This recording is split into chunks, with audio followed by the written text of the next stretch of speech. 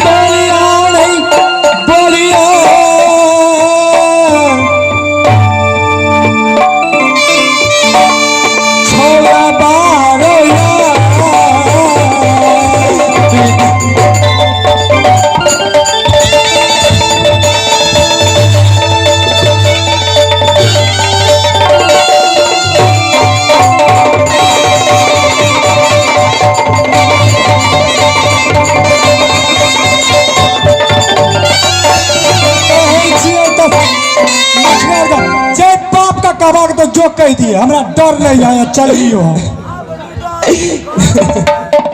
इंद्रजीत कुमार इस समय चलो आके पिताजी के सारा बात बता दुलारे चलो माँ चलो दुलारे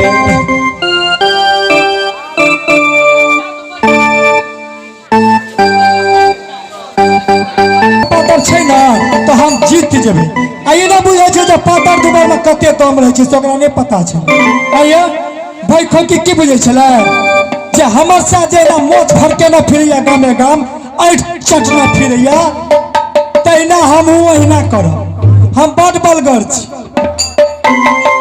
हमरा डर छै जाय छ हमरा नहीं ककरो डर छै हे हमर घर वाला बुढ़बा छै क्या नहीं घर वाला से काबिल ही छे तो वो ना काबिल हमरा घर वाला के बजे के नहीं लूट छे ना ते सब ठकै ले चाहत रहे छै अब जाय छी आराम से यहाँ पे हमरा को डर लगे चली हम आई भेली आई गे पहिला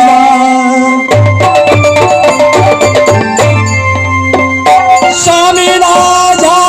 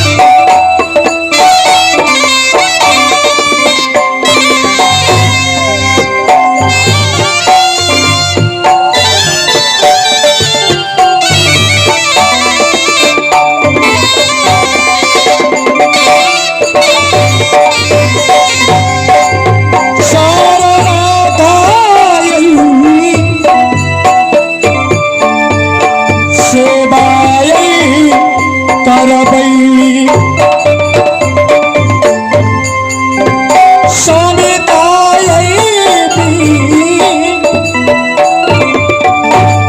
यहुआ के बहिना जब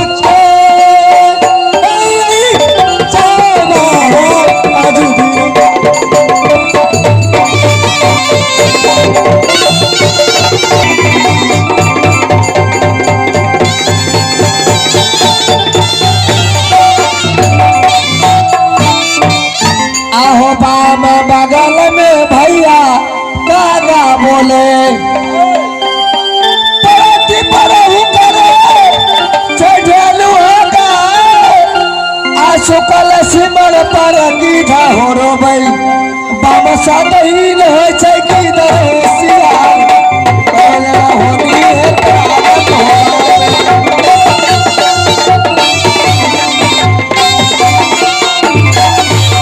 साजनो न जाने आज मुझे सुकून दिखाई रहा है बाप से बगल दहीन कागा बोल रहा है बाप से दहीन शियार हो रहा है न जाने कोई अनहोनी राज मोहब्बा में होगा ठीक है जब तक मैं शिकार के वार नहीं करूंगा अपना वापस नहीं जाऊंगा महाराज की जहाँ खुश रहो मंत्री अरे बातें क्या है कि तुम इतना परेशान में हो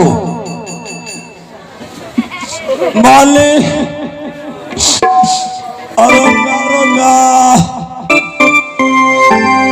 मालिक महारानी जी के ये उहे बड़े जरगो पे गाना भागले गेलिए दरभंगा तो हॉस्पिटल उठा कर बनिए बोली का बंद करो सासान महारानी बीमार हुआ तो दरभंगा से डॉक्टर को बुला करके ले आता है यानी दरभंगा ले जाता है या तुम दरभंगा उठा करके ले आया है दरभंगा उठा कर ले मारिए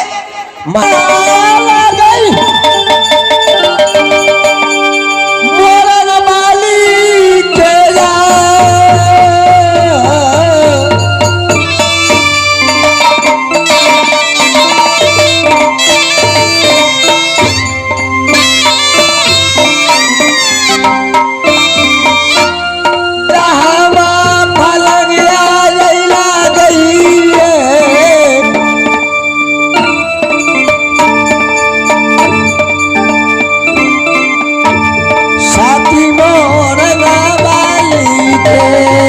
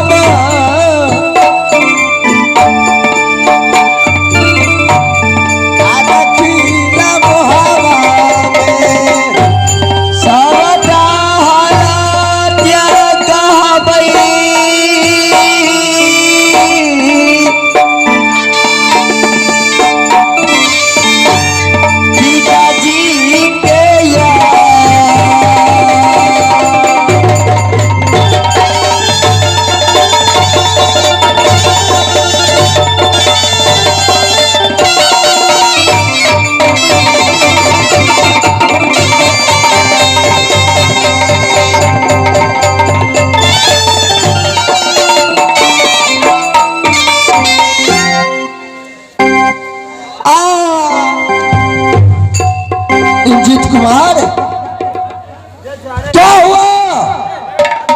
यह दुर्दशा तुम्हें कौन किया है? सतीश कुमारी, तुम्हें आंखों में आंसू, चेहरा उदासी, बातें क्या है? आहे कौन देश का राजा जुमलई, काटे उतर गेले मरले पठान, सारा ते हलतिया कहिए राजा मोहबा में।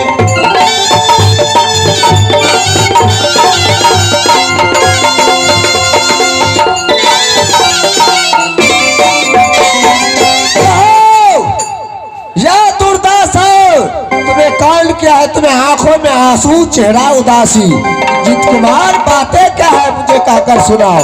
स्वामीनाथ, सबसे पहला ये कहूँ, राजमोहबा में हिस्सा अधिकारी है कि नहीं? स्वामीनाथ, तुम्हें कौन कह दिया कि राजमोहबा में मेरा अधिकार, मेरा हिस्सा नहीं है?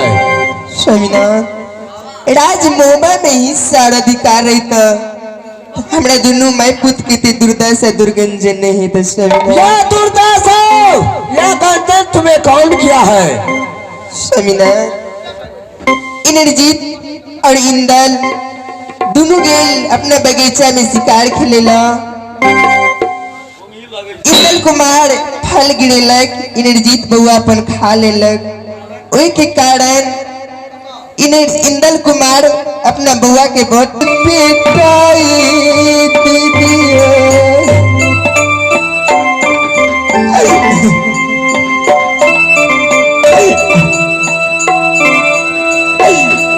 केले कहिए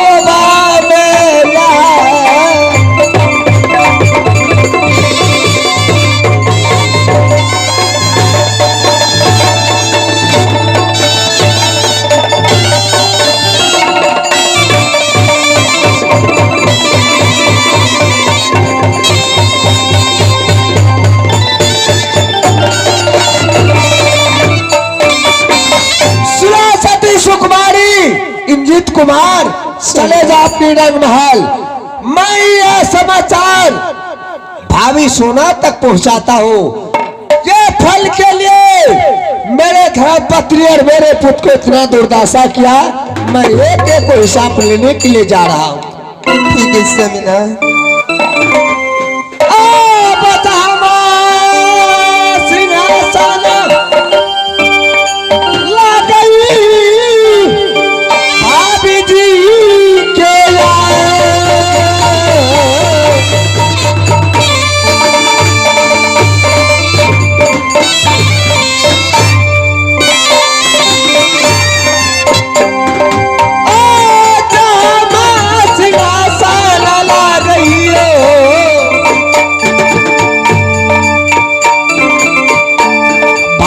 सोना